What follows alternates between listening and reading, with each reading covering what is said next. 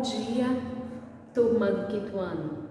Olha nós aqui em mais uma quinta-feira, né? Para a nossa aula de história. Toda quinta-feira nós temos aula de história.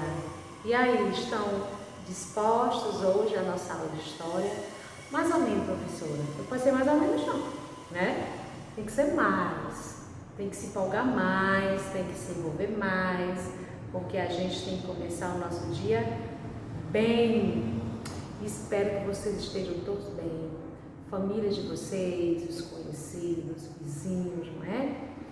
Que vocês estejam todos em paz, tá bom? Então vamos aqui, hoje nós vamos começar a nossa aula fazendo a nossa correção da aula anterior, que a gente sempre faz isso, não é? Você só não corrige a sua atividade se você não quiser. Se você estiver com preguicinha, se você estiver, né, aí dizendo que não quer fazer nada hoje, aí você não corrige. Mas nós temos sim essa oportunidade, você tem essa oportunidade de fazer a correção das suas atividades, de verificar se estão corretas ou não. Tá bom? Então, por isso, nós vamos começar hoje a nossa correção. Eu passei para casa semana passada, da 282 até a 288, né? Então, vamos ver aqui na página 284, né? Porque foi explicada a página 282, 283, vamos para essa, né? 284, que tem um texto seguinte. Vamos aqui, ó. O Brasil, assim como a Argentina e os Estados Unidos, estava ávido por receber esses imigrantes. Ávido significa o que? Ansioso. Para convencê-los a virem para São Paulo, os agentes, né, que é indivíduo encarregado de reunir os interessados em migrar, valiam-se de toda sorte de expedientes. Mencionava as riquezas trazidas pelo café, o progresso de São Paulo, prometia acesso fácil à terra. Depois de um curto estágio nas fazendas, evitavam qualquer referência às duras condições de trabalho vigente na lavoura. Mas a decepção não tardava. A posse de um pedaço de terra, o grande sonho dos imigrantes, era muito difícil de se realizar do que afirmavam as propagandas. Letra A. De que maneira os agentes tentavam atrair pessoas a migrarem para São Paulo? Eles tentavam atrair as pessoas para São Paulo fazendo o quê? Diversas promessas e exaltando as riquezas trazidas pelo café. Então você vai e escreve, ó, certo? Lá na letra A, o que é que eles faziam? Prometiam, tá certo? Eles prometiam coisas muito boas e exaltavam a riqueza trazida pelo café. Então, só em ele falar isso daqui, eles já se empolgavam, né? Pronto. Certo? Bem, o que os agentes procuravam esconder dos imigrantes? As duras condições de trabalho nas lavouras de café. Eles não falavam, porque se eles falassem, ninguém queria, né? Então eles escondiam o quê? Escondiam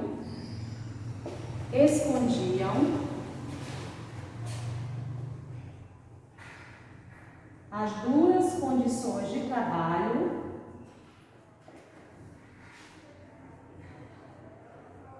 nas lavouras de café.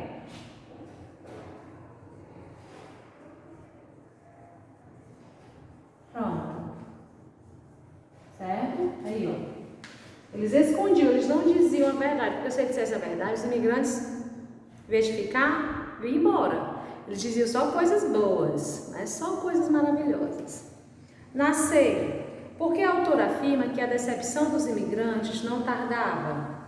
Porque o sonho dos imigrantes, né, em ter um pedaço de terra era muito mais difícil de ser realizado do que eles imaginavam inicialmente.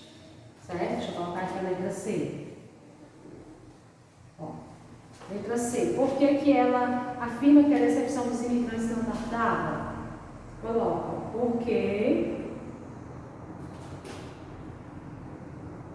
o grande sonho dos imigrantes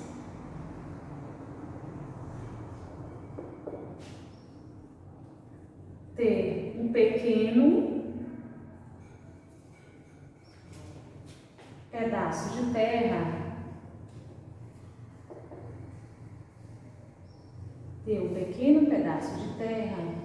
era muito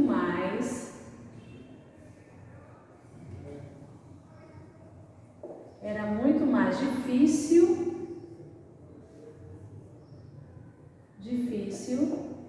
de ser realizado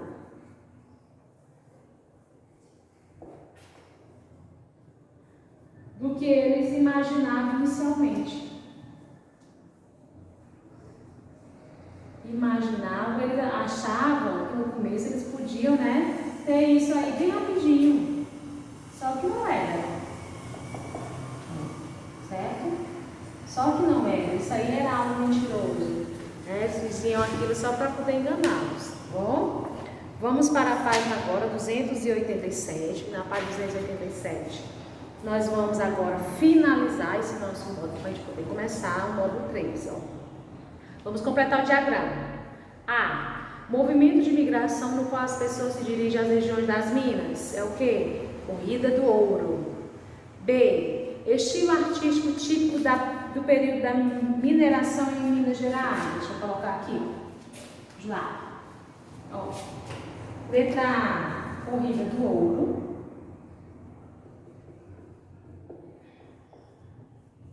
Corrida do ouro. Letra B, diz assim, ó. Estilo artístico típico do período da mineração em Minas Gerais. A letra B era o quê? Barroco mineiro. Barroco mineiro. Na letra C, onde dizia assim, pessoa que abastecia a região das minas carregando produtos e fazendo comércio, era o quê? Tropeiro.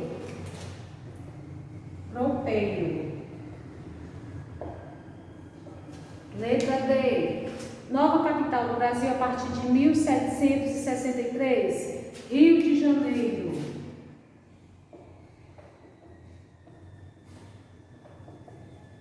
Rio de Janeiro. Letra E. Funcionário que fiscalizava o trabalho dos escravos nas minas. Como era o nome deles? Feitor. E a última letra, a F.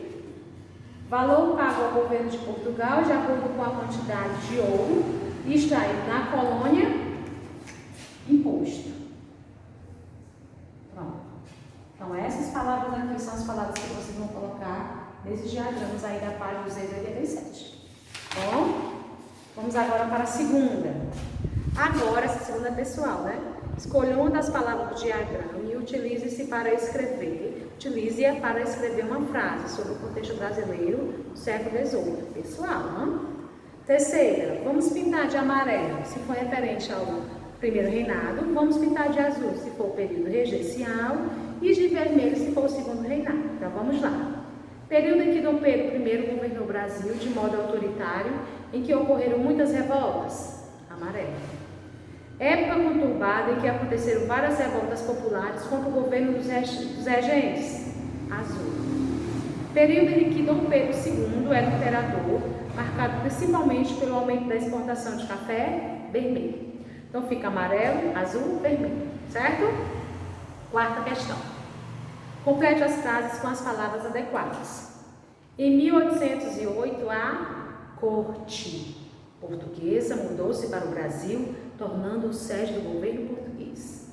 Na B, depois da independência, Dom Pedro I impôs a primeira Constituição brasileira. C, no século XIX, a economia brasileira girou em torno da produção de café. A D, muitas transformações ocorreram no Brasil ao longo do século XIX, com a construção de ferrovias e o crescimento das cidades, certo? Então essa foi a nossa correção desse módulo de história que a gente termina hoje e dá início ao novo módulo 3, certo? Que a gente vai abrir na página 246, certo? Vamos começar aqui, ó, o nosso módulo, os primeiros tempos da República, né, ó? Os primeiros tempos da República, você vê essa imagem aí, ó, né? Quando você vê aí, ó, no final do século XIX, o Brasil deixou de ser uma monarquia e passou a ser uma república, um regime político que se mantém até os dias de hoje, né? Olha só, aqui quando você vê aqui essa imagem, o que é que essas mulheres estão fazendo? Ó? Estão o quê? Costurando, outras cuidando dos filhos, né? Ó, os filhos nos braços. E sua opinião, o que o artista quis representar ao fazer essa pintura aí? Né? Você sabe o que é república? Você sabe o que é? Vamos ver isso agora, certo? Até os tempos de hoje, o tempo da república. Olha só, república é a forma de governo na qual o poder vem do povo. Vocês lembram que lá na monarquia, né? No tempo da monarquia, o povo não tinha vez. Né? Cada qual escolhia lá o seu representante, né? O governo ia passando, cada qual ia passando de pai para filho e assim por diante. O povo não tinha voz, não tinha vez, ninguém escolhia ninguém, certo? Na República já foi diferente, o poder vem do povo, assim o governo deve ser exercido de acordo com os interesses da população do país. Nesse regime, o governante é escolhido por meio do voto e seu mandato tem duração limitada, né? Contrário de antigamente. Antigamente, quem era presidente ficava lá até passar para o seu filho. Se o seu filho ficasse de maior, assumiria o poder. Hoje não. Hoje, né, o governo, né, o presidente, os representantes do nosso país são escolhidos através do nosso voto. Então vamos lá. Ó, tem o seguinte aí, a crise do império. Ó, vamos ver aqui. No final do século XIX, a monarquia brasileira passava por uma grave crise. Diferentes grupos sociais manifestavam insatisfação com o governo de Dom Pedro II e passaram a exigir o fim da monarquia no Brasil. Observa a charge aí, ó. Ó, essa charge aí, ó. O que você está vendo aí, ó? Aí, ó. Nessa charge, o que está acontecendo com Dom Pedro II? Ele está sendo o quê? Ó, empurrado do seu trono. O povo não queria mais. Estava empurrando ele, ó, do trono. De que maneira podemos relacionar a representação de Dom Pedro II na charge com a situação de seu governo na época? Ou seja, né, estava aparecendo, né, nessa charge aí, parecia que ele estava sendo derrubado do trono porque tinha acontecido essa crise no final do segundo reinado, certo? Dentre os grupos que queriam o fim da monarquia, destacavam-se grandes cafeicultores, oficiais dos exércitos, profissionais liberais, como médicos, jornalistas e advogados, queriam que não existisse uma monarquia, né? Eles reivindicavam maior participação política e buscavam a formação de uma república para defender seus interesses. Então, daí por que eles não queriam, né, mais que Dom Pedro ficasse naquele regime lá tão autoritário. Os grandes cafeicultores, por exemplo, consideravam sua participação pequena na política do país, diante do tamanho de suas riquezas. Eles achavam que a participação dele era muito pequenininha, não tinha muito fundamento, não tinha tanta importância, né? Entre os militares, as ideias republicanas já circulavam que havia algumas décadas. Além de desejarem maior participação política, eles reivindicavam melhorias na carreira militar. Vocês observam que hoje, nesse período da República, qualquer categoria, né, que se sentia ofendida com a questão do preço, do salário que recebe, né, eles vão reivindicar os direitos. Antigamente não era assim. Não existia isso, né? Hoje as pessoas já vão às ruas, já fazem greve, já fazem manifestação para reivindicar algum direito seu que está sendo, né, ou retirado, diminuído, ou afetado por alguma forma, mas as pessoas têm voz e vez dessa forma, certo? A partir da década de 1870, esses grupos ganharam mais força, formando organizações e partidos políticos, que deram origem ao chamado movimento republicano. Olha aí. O desgaste do governo imperial fez com que Dom Pedro II perdesse apoio político. Nesse contexto, um grupo de militares, apoiado por civis, organizou um golpe de Estado para derrubar a monarquia. Olha só. Assim, no dia 15 de novembro de 1889, sob a liderança de Marechal Deodoro da Fonseca, foi proclamada a República. Certo? No dia 15 de novembro de 1889, não existia mais a monarquia, foi proclamada a República. Mesmo que alguns grupos da sociedade brasileira estivessem de acordo com as ideias republicanas, a maior parte da população não teve qualquer participação no movimento que derrubou a monarquia. Observa a pintura a seguir, olha só essa pintura aqui, ó. Qual é o principal grupo da sociedade brasileira que está representado nela aqui, ó? Quando você olha aqui, em cima do cavalo, o pessoal aqui, quem é o principal grupo? Os militares, né? Principal, você vê muito aqui militares, porque eles estão fardados, né? Eles estão armados, então você consegue identificar. Quais elementos que estão na pintura que indicam se tratar desse grupo? Que foi exatamente isso que eu estou dizendo. Porque eles estão a cavalos, eles estão com fardas, eles estão armados. Então a gente percebe que é um grupo, o maior grupo dele é o grupo, né, militar, certo? Na página 250 atividade que você vai fazer, na página 251 fala do Brasil republicano, ó. Os principais compromissos do governo republicano eram a elaboração de uma nova Constituição para o país e a realização de eleições para presidente. A primeira Constituição republicana foi aprovada em 1891.